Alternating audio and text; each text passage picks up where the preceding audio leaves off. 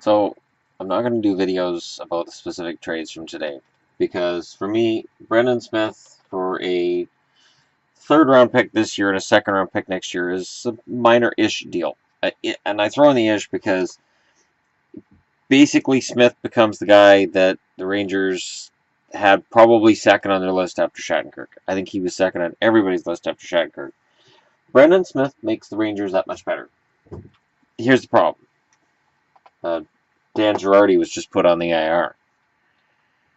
So in essence, he's replacing Girardi. Victor Stalberg is traded to the Senators for a third-round pick. The Senators are all in. My question is this: are the Senators good enough to be all in? See, I get it with the Capitals. I get it with the Capitals and Shattenkirk, and I still don't get it. I still don't understand trading one of your top two defensemen and not getting a player back who's in your roster. Now, I put other moves on this board because there's some interesting moves. So the Canucks call up Borna Radulich. They call up Richard Bachman. Richard Bachman being the number 3 goaltender. Cue the speculation about Ryan Miller being on the way out. I think there's two reasons here. One is Ryan Miller is on the market, and they're looking at possibly getting rid of him. And two, the mumps are really going around the team. Maybe one of their goalies has been showing symptoms, and they're not talking about it yet. And I wish that wasn't a thing, but it is. Washington calls up Jakub Vrana. After I'm done this video, I intend to turn the TV on and watch the Capitals and the Rangers because that should be a really entertaining game. No scoring until I start watching. Riley Barber being called up. These are two young kids I've wanted to watch, so I don't know yet if they're in the lineup or not. But I would assume that Washington calls them up because they intend to play them. The interesting name here is the Islanders giving a shot to Joshua Ho-Sang. Now, whether Ho-Sang actually plays or if this is a situation like a certain player the Canucks keep calling up and not playing, who knows. But Ho-Sang is a first-rounder. He is a polarizing figure. He's a guy who... I don't know if Ho-Sang is going to be an Islander 24 hours from now, or if he's on the, or if somebody else is on the move, or what's going on here. But I think there's something going on with the Islanders. Toronto sent Gauthier down. That's because they got Boyle. Buchnevich gets sent down by the Rangers. Verone and Blunden sent down by Ottawa, and Jordan Subban sent down by the Canucks. I don't know how many people have to get the measles for Jordan Subban to be allowed to play. Apparently, it's the entire team, and maybe the entire Utica team as well. There has to be a major hole in Jordan Subban's game for the Canucks to keep sending him down. There has to be a major hole in his game. And I've heard defense. It's weird because I've seen defensemen in the NHL before that can't play defense. Sometimes they learn, like Jack Johnson. Sometimes they're Tom Curvers. But I've seen it where guys will play in the NHL that don't have the defense. And maybe it's a combination of the fact that he doesn't have the defensive acumen and the fact that he's small. Now, waivers. There was a number of guys on waivers. Marc-Andre Bergeron and Chris DiDomenico are on waivers because they were signed and haven't played in the NHL. So there's a rule that if you get signed during the season and you haven't played in the NHL, you get signed to a brand new contract, you have to clear waivers first. The Ryan O'Reilly rule that the Calgary Flames forgot about when they signed him and could have lost him on waivers if Colorado hadn't matched their contract offer. So nobody's picking up Marc-Andre Bergeron. Nobody's picking up DiDomenico. Bergeron's a good depth guy for Columbus. He's a power play specialist, basically solely a power play specialist. Other signings, Michael Roosevelt and Jordan Tutu were signed to extensions by the Chicago Blackhawks. This is largely seen as an expansion move. Apparently for expansion, players have to have played a certain number of games and they cannot be on an expiring contract.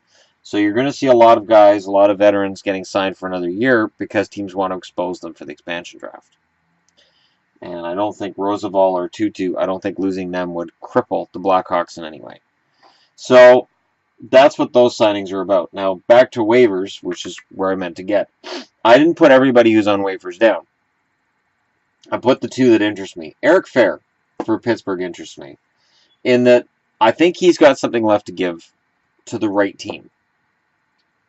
He seemed to be good for Washington, as I remember it. I don't know that Fair would get claimed, but I also don't know that if he clears that Pittsburgh necessarily sends him to the minors. He may stay in the lineup. This may be a situation where Pittsburgh wants to pick up some money, and Fair's the guy that they're trying to see if somebody will take him for free. Yoki Paka out of Calgary. I don't know what's wrong with this kid. I was upset when Dallas traded him a year ago for Chris Russell. Now Calgary's given up on him. Clearly, there's some massive hole in his game I haven't seen. When I've watched him play, I've seen a decent depth defenseman. Not remarkable, but man, for that name, I love that name. I could see the Canucks making a pick. I could see the Canucks picking him up because of the fact that Hutton, Trampkin, Tanev, and Stetcher all have the mumps. So I could see the Canucks stepping up and going, yeah, we'll take all of the defensemen on waivers. All of them. We don't think you have enough contract room. It's fine. We'll just take all. Do mumps count as contracts? They count as contracts? Well, screw us in the right ear then. I could see the Canucks making a play for Jokipaka. I could. I could also see Boston picking him up because I don't like Boston's depth on the blue line, and I don't think Boston likes their depth on the blue line. But again, you can try to sneak guys through at the deadline the same as you do at the start of the year. You use waivers to get guys into the minors before teams know what they have. You can use waivers to send guys down before a team knows whether or not they want somebody because they don't know what's going to happen at the deadline. So that's part of it too. What else did I miss here? Oh, I got the whole board. Look at that. So this is what happens when I organize my thoughts. We end up with a situation where I've got everything here. Ottawa's sending down Verone and Blunden. That's because they picked up Stalberg and Burrows. And this is some very interesting stuff that's going on right now because some of these guys getting called up is because trades are going to get made. There's anticipation by the GMs that trades are going to get made. It's not to showcase somebody. Like, let's say the Islanders were going to showcase Ho-Sang. They would have called him up a few weeks ago. Ho-Sang is what he is. I'm surprised it wasn't Del Colli, actually. I'm surprised Del Colli didn't get called up. So Ho-Sang coming up instead of Del Colli, and I don't care about AHL stats. And honestly, I don't know the GMs in the NHL do either. It's usually just more of a which prospect do they feels more NHL ready, and that doesn't always translate to AHL points. There are plenty of players who put up really good points in the AHL and never really get a good crack at the NHL. So let me know what you guys think, because there's some minor moves going on here. I consider Brendan Smith for the Rangers to be a minor move. I consider Stalberg for Ottawa to be a minor move. And not to take anything away from those players, but this is not the earth-shattering moves. I think part of what's going on is that a lot of moves have been made. But in terms of impact on a team, there hasn't been that really big impact move other than Shattenkirk. Shattenkirk is life-altering, potentially, for the Capitals, because they just picked up a top 2 defenseman for nothing off their roster. The Hansel deal for Minnesota is good, and Ryan White, full points to him for the way he played last night. But I'm looking forward to tomorrow. My intention tomorrow is simple. This board will be all cleaned off, and I will be putting up who's gone where, from where, and then we'll get into how the rosters have potentially changed. Who's suddenly going to see themselves as a healthy scratch or waiver fodder starting at the deadline tomorrow. But yeah, it's going to be an interesting day tomorrow. Let me know what you guys think in the comments below. Don't forget to hit like and subscribe if you're just browsing your way through. Okay, this is one of the many ways that I have put money back into the channel when money comes through the channel. And today I've found a particularly ugly ensemble. So I hope people will respect that it is the ugliest hat I could find with the ugliest jersey I could find. It is a fantastic, I mean, it's awe-inspiring, really, it is. Yeah, so thanks for watching. Again, let me know what you guys think of the moves. Again, I think Smith is a stopgap. When Girardi gets back, we can start talking about whether or not the Rangers are better on the blue line.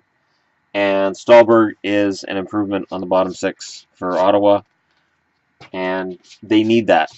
They need that depth. And I think Ottawa now with Burrows and Stalberg, I think they've got a little more sandpaper, and I think there's a little more to like about them in a playoff series with Boston. If that's how it turns out, than there would have been a couple weeks ago. Thanks for watching, and I'll talk to you all again real soon.